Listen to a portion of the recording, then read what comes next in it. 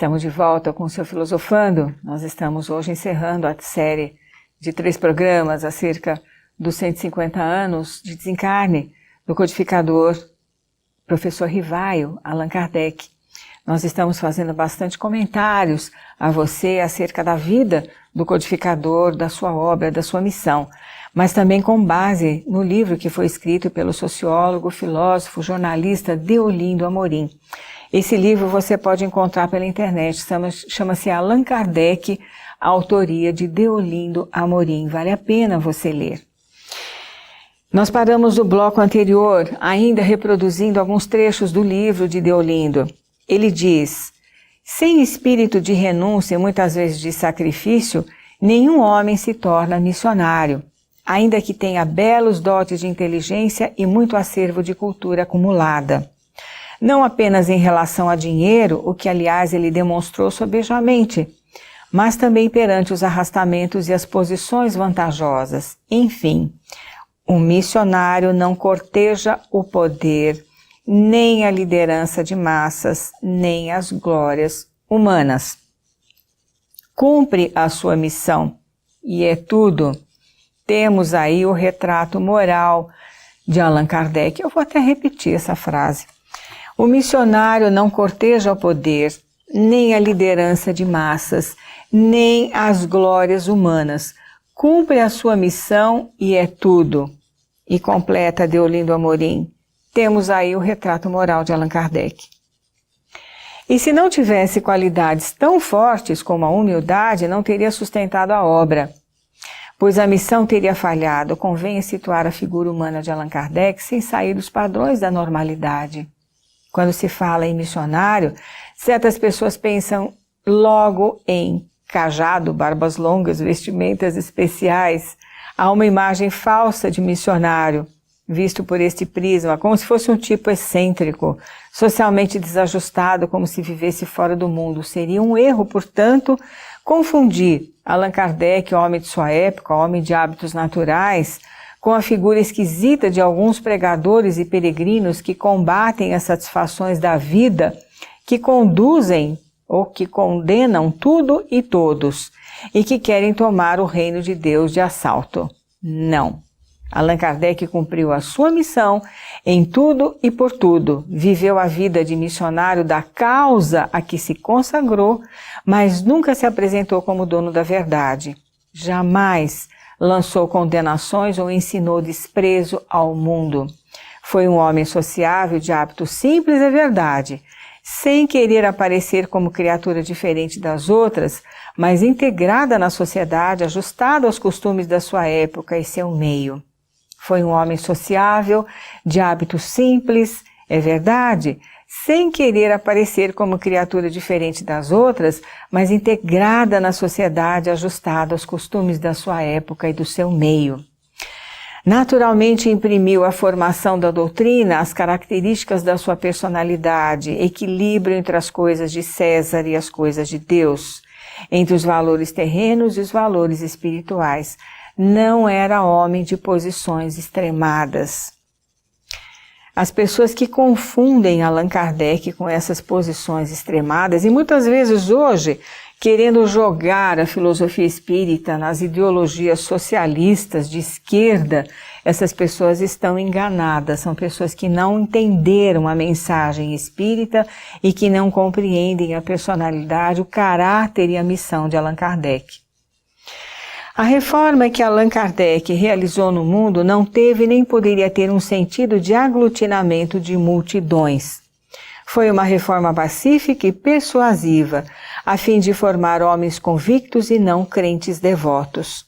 Foi um reformador prudente, perseverante e profundo. Realizou uma reforma de costumes sem se julgar um ser carismático.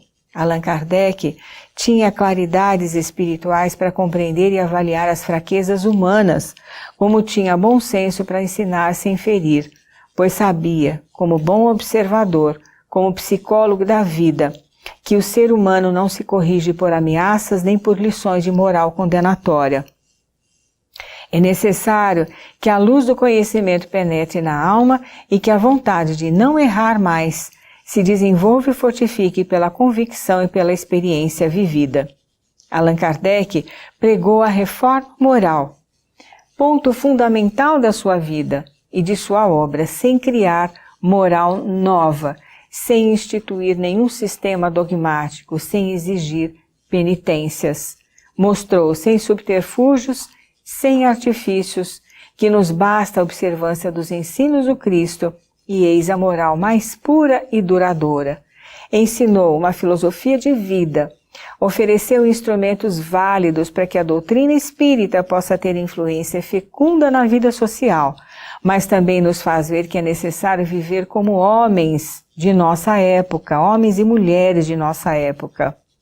Podemos, pois, afirmar que Allan Kardec personificou de fato uma das maiores missões na Terra.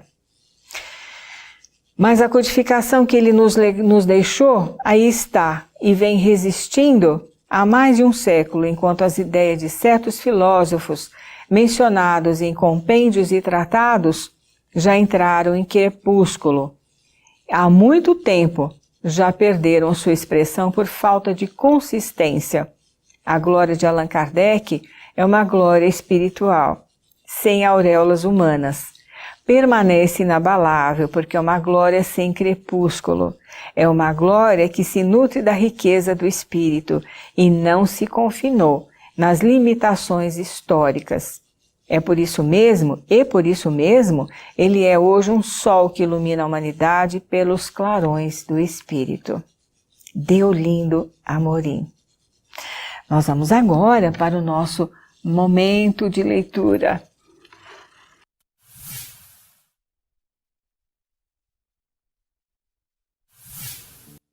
Nós trouxemos a você, no nosso momento de leitura, alguns trechos da Revista Espírita do ano de 1869, que foi o ano de desencarne de Allan Kardec.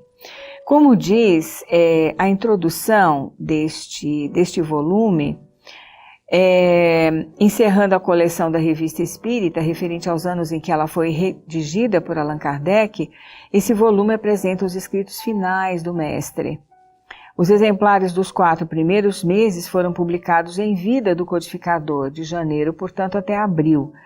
O mês de maio, o quinto, que é o mês de abril, ele deixara redigido em fase de preparação gráfica. Ele falece em março, em 31 de março de 1869. Essa razão porque nem sempre registra o seu passamento, o seu desencarne. Essa também é a razão de incluirmos neste volume, esta editora diz, o 5º número da revista não redigido por Kardec, mas inteiramente dedicada ao seu desencarne, ao enterro dos seus despojos, e no 6º número que registra as suas primeiras comunicações espirituais, que nós vamos ler um trecho para que você tome conhecimento. O 2º semestre, portanto, de 1869, já pertence a outra fase da revista. Então, nós vamos destacar aqui algumas coisas para você deste volume de 1869. Kardec deixou pronto algumas coisas, mas ainda em vida, em fevereiro de 1869, ele destaca assuntos importantíssimos de análise, como, por exemplo, um caso de loucura causado pelo medo do diabo. Pessoas que acreditam na existência de Satanás e que são levadas muitas vezes à loucura por esse processo que muitas vezes é incentivado por espíritos obsessores.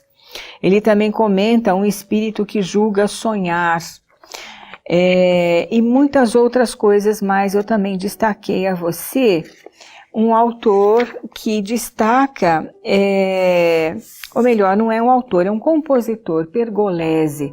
Pergolesi, que foi um compositor do século XIX, que compôs uma sinfonia chamada Stabat Mater. Essa sinfonia, escrita por Pergolesi, ele conta nos seus dados biográficos que ele recebeu por parte do mundo espiritual, trazido por anjos, toda a música e também a letra desta sinfonia Stabat Mater. Vale a pena você procurar e ouvir, porque, segundo o próprio Pergolesi, o seu compositor, é uma obra mediúnica. Ali, já em maio de 1869, nós temos os dados da biografia do senhor Allan Kardec, escrito aos assinantes da revista, portanto, reportando já o desencarne do mestre. Também, ainda no mês de maio, os companheiros de Allan Kardec na Sociedade Parisiense de Estudos Espíritas destacam ou fazem um resumo de algumas comunicações que o próprio espírito de Allan Kardec trouxe a eles. Eu vou destacar somente algumas frases que Kardec disse aqui. Ele diz: como vos agradecer, senhores, pelos vossos bons sentimentos e pelas verdades expressas eloquentemente sobre os meus despojos mortais. Não podeis duvidar, eu estava presente e profundamente feliz, tocado pela comunhão de pensamento que nos unia pelo coração e pelo espírito.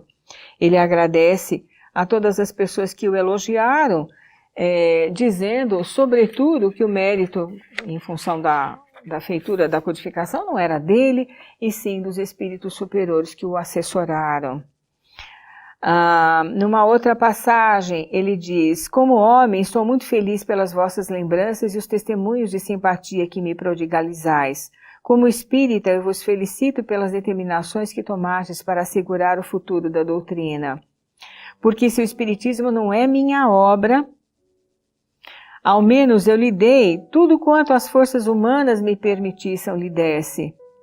E como colaborador, como trabalhador em todos os instantes, que amo esta doutrina e ficaria muito infeliz se ela não tivesse o seu trajeto completado.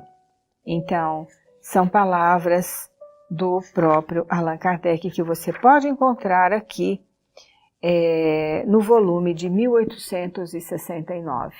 Então, nós vamos destacar mais alguma coisa a você durante esta análise deste livro, mas não sem antes, e eu acho que é melhor recomendar a você para que você mesmo faça a sua pesquisa. Revista Espírita, 1869, momento de leitura.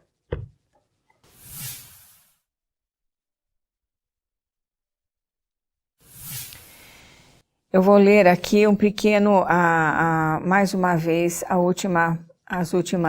os últimos textos do Deolindo Amorim, que legou para nós uma análise biográfica das mais interessantes.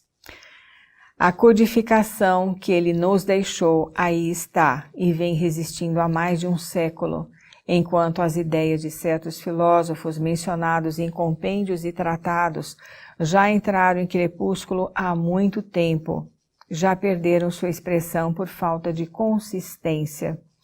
A glória de Kardec, glória espiritual sem auréolas humanas, permanece inabalável, porque é uma glória sem crepúsculo, é uma glória que se nutre da riqueza do espírito e não se confinou nas limitações históricas. E por isso mesmo ele é hoje um sol que ilumina a humanidade pelos clarões do espírito. Eu gostaria de recomendar a vocês toda a obra da codificação, todos os livros que fazem parte, os 5 livros que fazem parte da codificação. Ali você vai encontrar também o pensamento de Allan Kardec nos comentários que ele faz no Livro dos Espíritos, por exemplo, após cada resposta dos Espíritos, no Céu e Inferno, na Gênese, no Evangelho segundo o Espiritismo, toda essa obra assessorada pelos Espíritos superiores e por Jesus de Nazaré, que nós sabemos tão bem.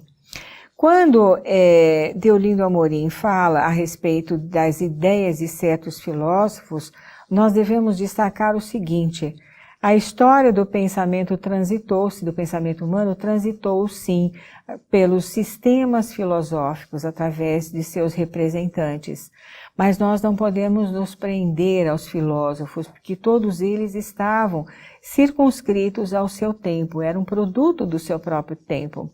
Então, se existem ou se existiram ideias de muita consistência, de muita luminosidade de espírito em alguns deles, a gente poderia destacá-los. Aliás, nós estudamos os filósofos ali no nosso grupo de estudos de filosofia espírita, mas existem alguns que são absolutamente controversos à filosofia espírita. Fique atente, portanto.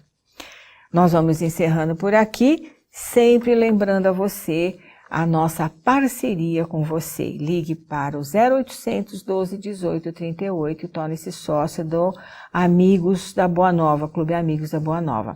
Hoje nós tivemos ainda a produção da Regina Célia Prata e na técnica os nossos queridos que estão aqui conosco, a Regina Célia e o Fernando Rocha. Fique com Deus, fique conosco e até a semana que vem.